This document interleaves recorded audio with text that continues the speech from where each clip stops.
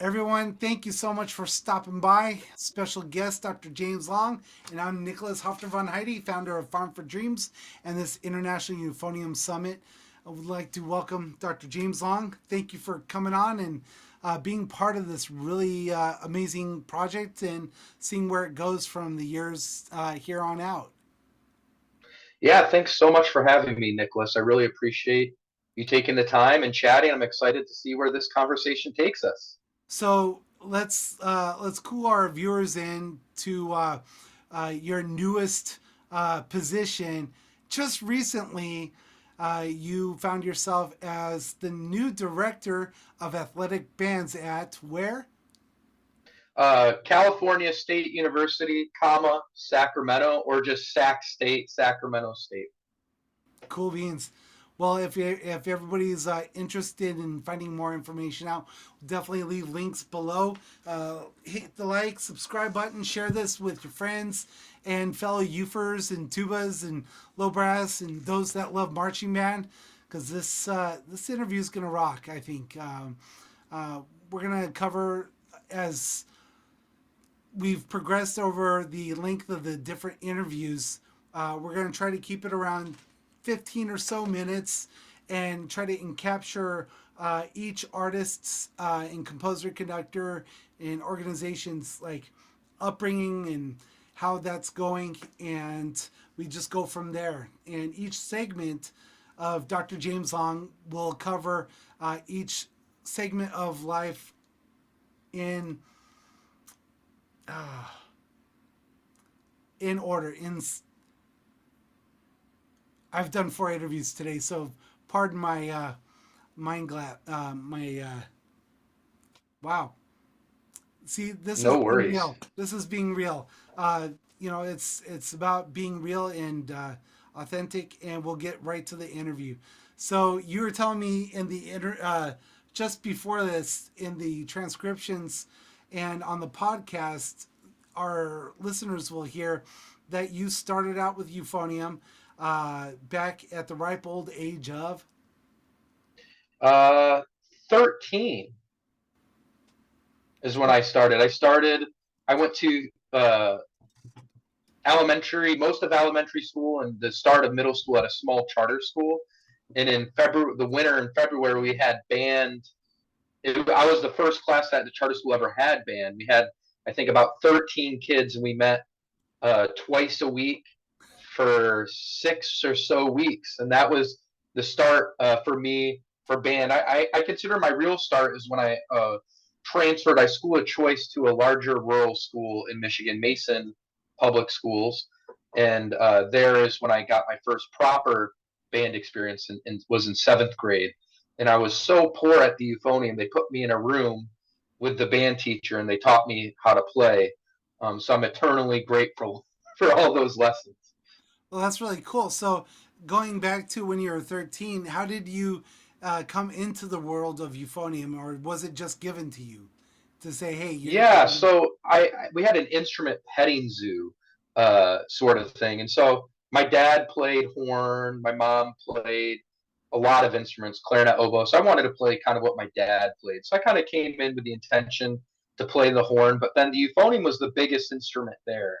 And being an athlete, football, basketball, baseball, I just kind of was like, yeah, I kind of want to play something bigger. It was the biggest thing they had, and I played it, and my band director was like, yeah, you really have to play this.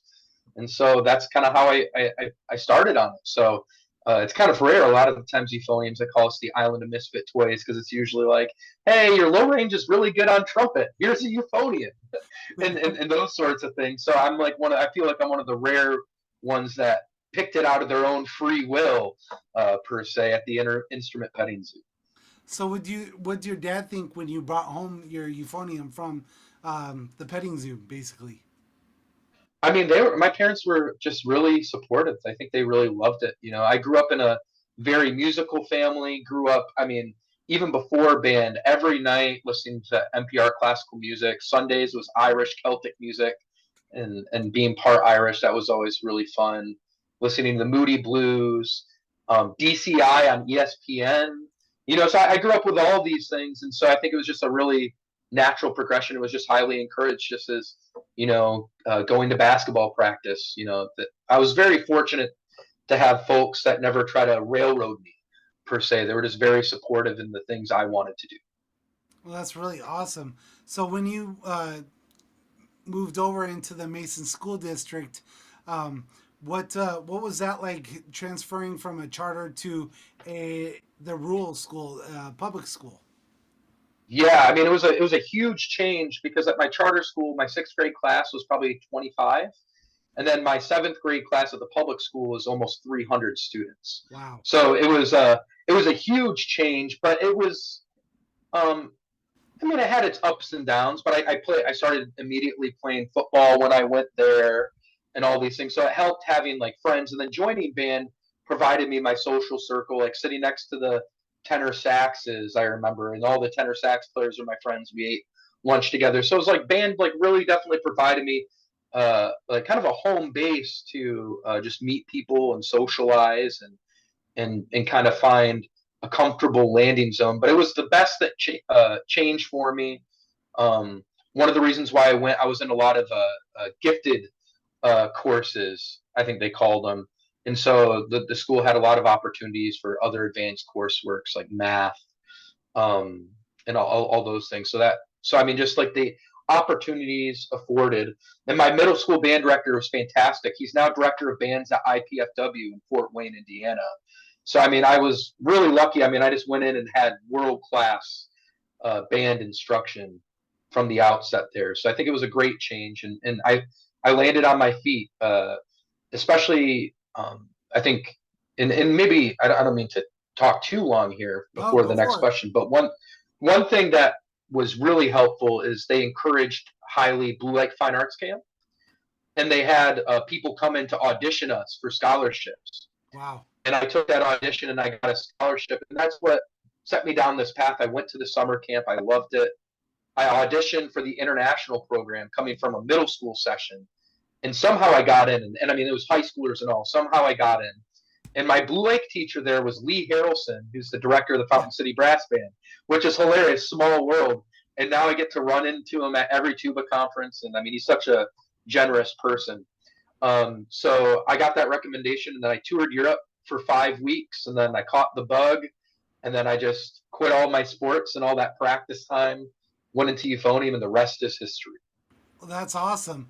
So, what was when you stopped your sports? Did your coaches uh, call you out or try to have a talk with you by chance? They were really supportive. I think what I was kind of led almost to drop because we were like a very heavy football school, Midwest Friday Night Lights, and so my Europe tour I would have missed 3 to 4 weeks of strength and conditioning, and so I was pretty much told I would have to essentially just be a practice player for a season. Wow. And so I understand, but I mean, so I was just like, you know what? I mean, I love football, and I've always loved football. My grandfather played football at Michigan State University. It's just a part of the blood. I went to U of M Ann Arbor. Go Blues! Sorry, I had a quick shout out there. I can't make people think I'm a Spartan. Well, I mean, But I can see where they would get confused, especially with what you're wearing. yeah, I'm wearing Sacramento Almost. State, and now I'm wearing green again. Exactly. Uh, so yeah, so it kind of came full circle from being a state fan growing up, color wise at least. But yeah, so I love. It's always athletics have always been such a big passion of mine. And in college, I played all the intramural sports and did all those things. It's always been a part of my life and always will, especially teaching athletic bands now. But I think it was just it felt like a very natural decision. I was getting really good at the music thing in my mind, and it was something I really enjoyed, and naturally being a person that topped out at 5'11", there's not a lot of opportunities for me in professional athletics, and so it just felt like it was just a better place to put my efforts. And Sure. so, and the coaches were really supportive of that. They understood 100%. And yeah, so I mean, there wasn't any huge pushback. I mean, I wasn't the star quarterback or anything, quitting to play the euphonium. Right.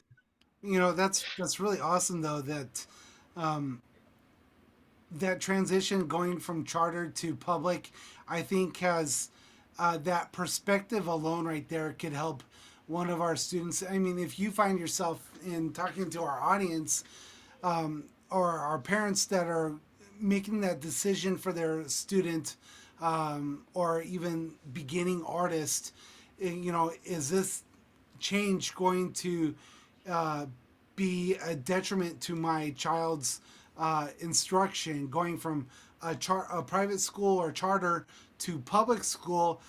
Take heed, listen to this story because this story may help you uh, be more informed, more informed with your decision in accepting that decision to be the right way. Because look where Dr. James Ong is right now, director of athletic bands at Sac State, and it's really cool. Uh, it's awesome that your doggy wants to join. My doggy was joining on earlier interviews. He agrees. Absolutely. It'd have been interesting if he would have agreed with the Spartans. Um, Yeah. just saying.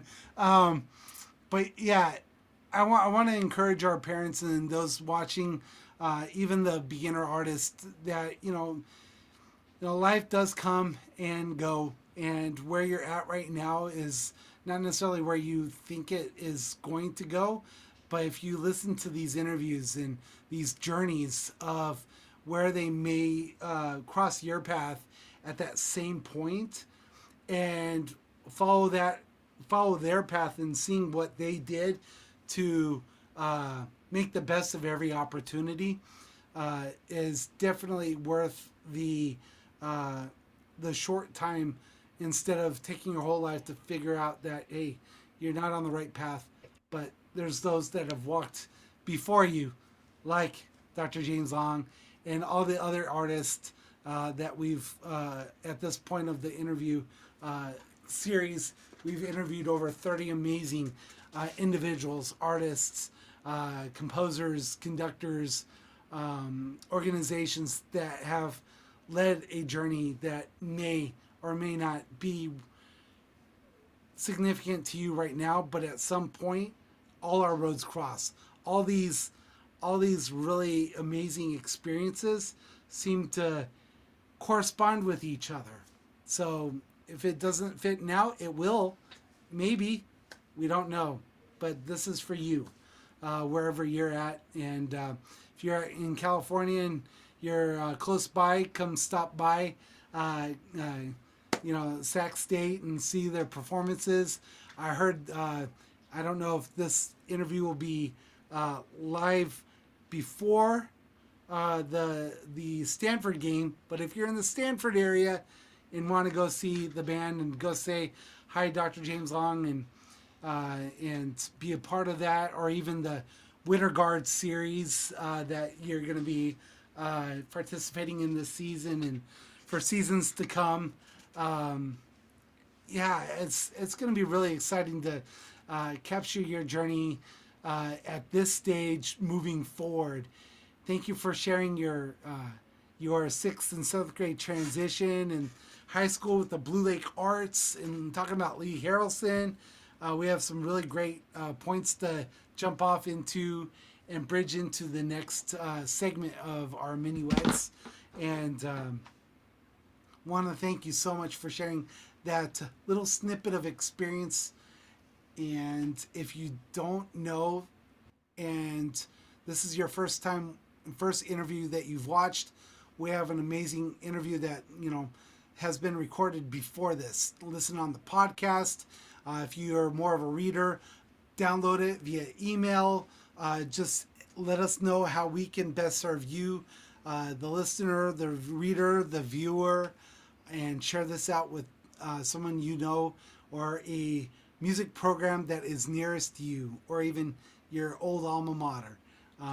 Thank you so much, Dr. James Long, for starting this journey with us.